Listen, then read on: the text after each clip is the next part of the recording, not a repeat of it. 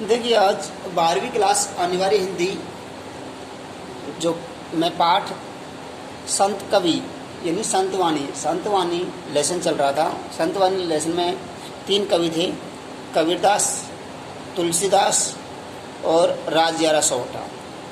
कबीरदास हमने पाठ पढ़ चुके हैं, आज पढ़ेंगे हम तुलसीदास। देखिए, तुलसीदास के बारे में बात करते हैं।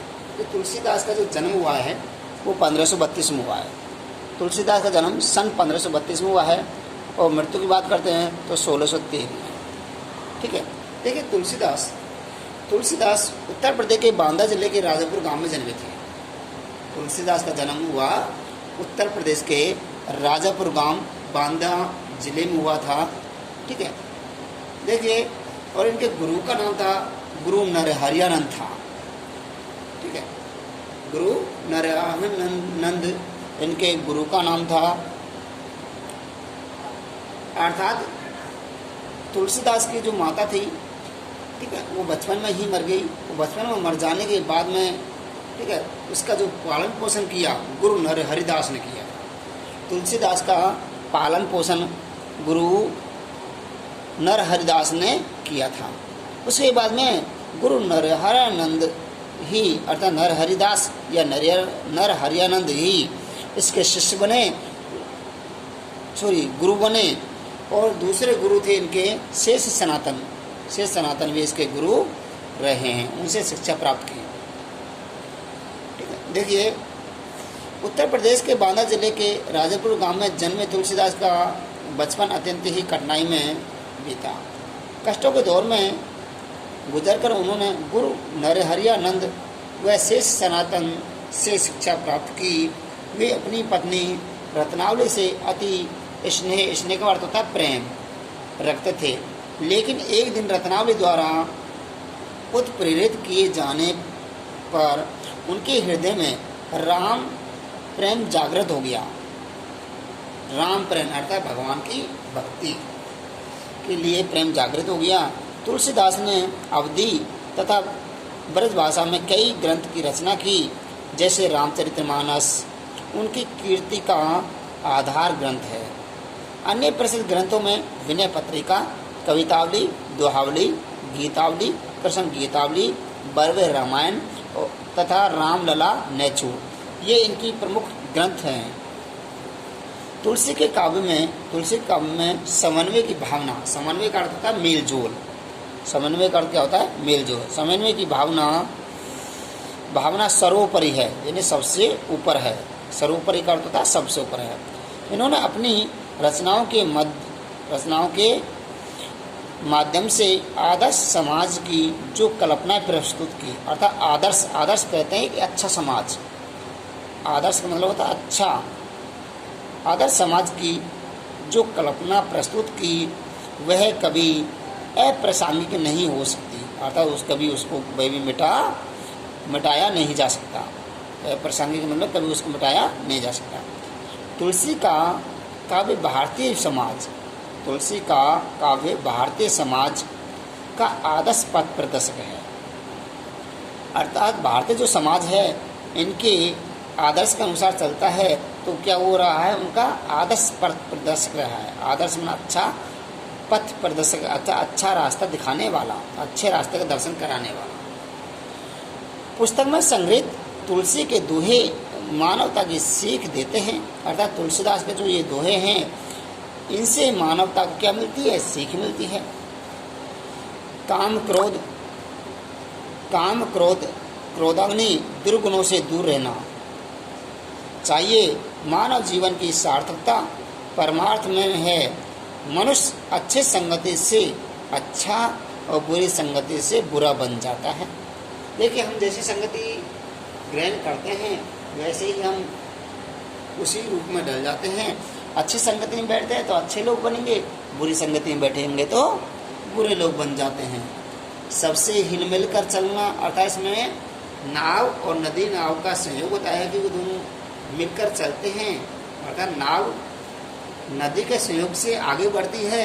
उसी प्रकार अच्छे व्यक्ति की संगति करके हम अच्छे रास्ते पर जा सकते हैं।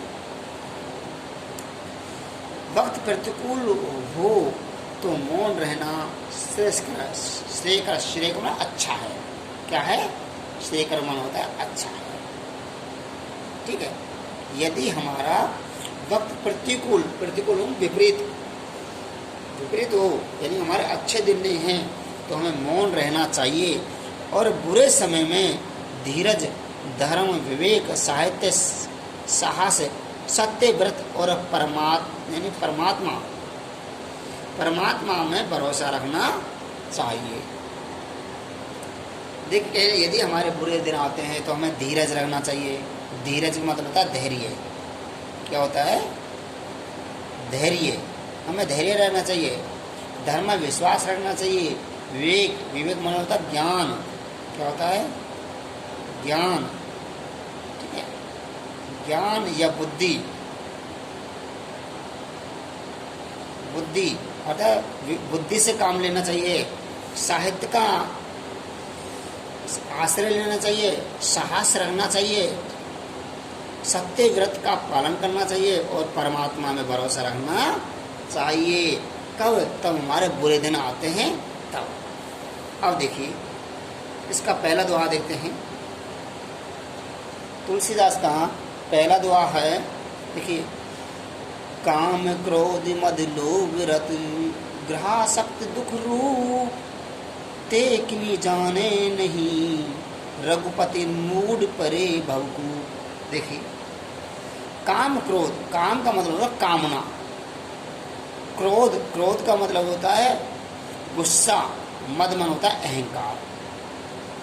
लोभ मन होता है लोभ। रत मन होता है डूबना। ठीक है। ग्रहासक्त होता है पत्नी रूपी सुख। पत्नी का सुख, पत्नी से आसक्त। दुख मन होता है दुखी। रूप मन उसी रूप में जाते हैं। देखिए, काम क्रोध मद लोभ रत कि जो व्यक्ति या जो लोग काम क्रोध अहंकार लोभ में डूबे रहते हैं, जो व्यक्ति काम क्रोध मद लोभ आदि में डूबे रहते हैं तथा पत्नी सुख में डूबे रहते हैं, वे हमेशा दुखी जीवन भोगते हैं। वो हमेशा कैसा जीवन भोगते हैं? दुखी जीवन भोगते हैं। देखिए, क्यों भोगते हैं? ते किन्हीं जानो नहीं रघुपति मूड परे भवकूप। अर्थात ऐसे लोग, मूड मन होता है मूर्ख। क्या होता है? मूड मन होता है मूर्ख। भगवान होता है संसार। कूप मन होता है कुआ। क्या होता है? कुआ। देखिए, ते किन्हीं जाने नहीं रघुपति मूड परे भवकूप। अर्थात ऐसे मूर्ख लोग संसार रूपी कुएं में गिरकर रह जाते हैं। क्यों रह जाते हैं? क्योंकि ते किन्हीं जानो नहीं रघुपति, क्योंकि उन्होंने भगवान राम का आश्रय नहीं लिया। अर्थात वे भगवान राम से क्या रहे हैं? अपरिचित रहे हैं। अर्थात वो भगवान राम से परिचित नहीं हुए हैं। यदि भगवान राम से परिचित हो जाते, भगवान राम की यदि प्रार्थना करते, सेवा करते, तो वो लोग वासना में, क्रोध में, अहंकार में, लोभ में नहीं डूबते और ना ही वो पत्नी रूपी सुख में डूबते। ठीक है। पत्नी रूपी सुख में नहीं डूबते। कब नहीं डूबते? यदि उन्हें भगवान राम से परिचित होते तो। फिर ऐसे लोग जो भगवान राम से परिचित नहीं होते हैं, वो कहाँ जाते हैं? वो मूर्ख लोग संसार रूपी कुएं में गिरकर पड़ जाते हैं। वो लोग संसार रूपी कुएं में पड़कर रह जाते हैं। जो लोग काम क्रोध मद अहंकार आदि में डूबे रहते हैं, पत्नी के सुख में डूबे रहते हैं, पत्नी पर आसक्त रहते हैं, पत्नी से बहुत अधिक प्रेम करते हैं, बहुत अधिक लगाव रखते हैं, केवल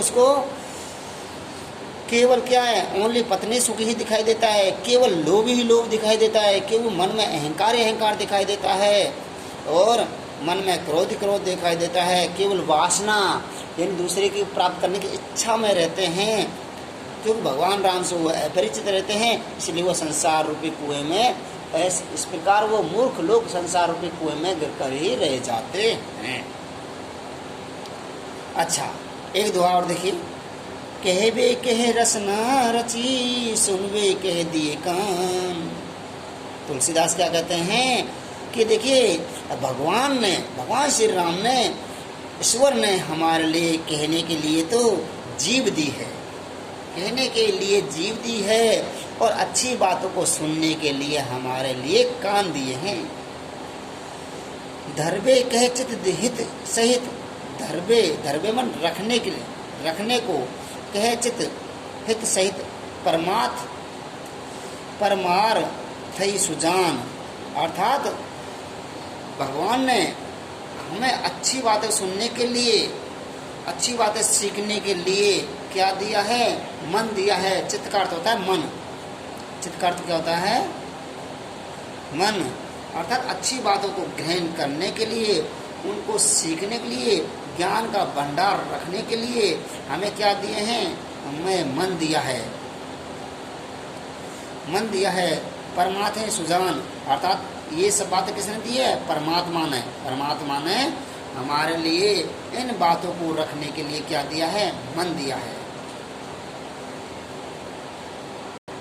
एक बार पुनः देखिए, इस पंक्ति का अर्थ देखिए, कहबे कह रचना रची, सुनबे कह दिए कान। कि ईश्वर ने हमारे लिए कहने के लिए क्या दिए? जीव दिए, और भगवान ने हमें सुनने के लिए क्या दिए हैं? कान दिए हैं। अगला देखिए, धरबे कहे चित हित सहित, परमार्थ ही सुजान। अर्थात इस प्रकार लोकहित अर्थात परमात्म ज्ञान के लिए, परमात्मा ज्ञान के लिए, भगवान के ज्ञान के लिए, साधु संतों के ज्ञान के लिए, साधु संतों से ज्ञान सुनने के लिए हमें क्या दिया है? मन दिया है। क्या दिया है? मन दिया है, चित्त दिया है।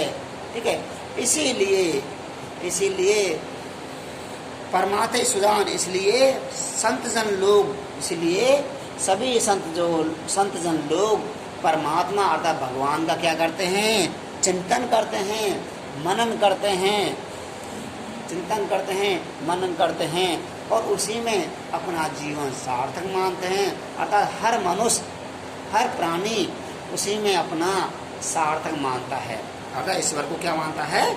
सार्थक मानता है। ठीक है, नेक्स्ट देखिए अगला दुआ। देखना दुआ है, तुलसी भलो सुसंगति, पहुँच कुसंगति सोई, नाव किन्नरी तीर असी, लोहे बिलो को लोहे। देखिए तुलसीदास क्या कहते हैं? तुलसीदास कहते हैं, तुलसी भलो सुसंगति, सुसंग मन होता अच्छी संगति। क्या होता है? अच्छी संगति। तुलसी भलो सुसंगति, और भलो का मतलब होता है श्रेष्ठ। तुलसी भलो सुसंगति, पहुँच कुसंगति सोए। पहुँच का मतलब होता है बुरा या बुरी। कुसंगति, ठीक है, कुसंगति है बुरी संगति। तो संगति का अर्थ क्या होता है? यहाँ पे बुरी संगति होती है। ठीक है, देखिए तुलसी भलो सुसंगते, तुलसीदास जी कहते हैं कि जो लोग श्रेष्ठ अर्थात अच्छी संगति करते हैं, श्रेष्ठ संगति करते हैं, अच्छी संगति करते हैं, तो वो अच्छे गुण वाले बन जाते हैं। तो वो अच्छे गुण वाले बन जाते हैं, अर्थात अच्छे गुणों से युक्त हो जाते हैं, यानी कि एक अच्छा मनुष्य बन जाते हैं।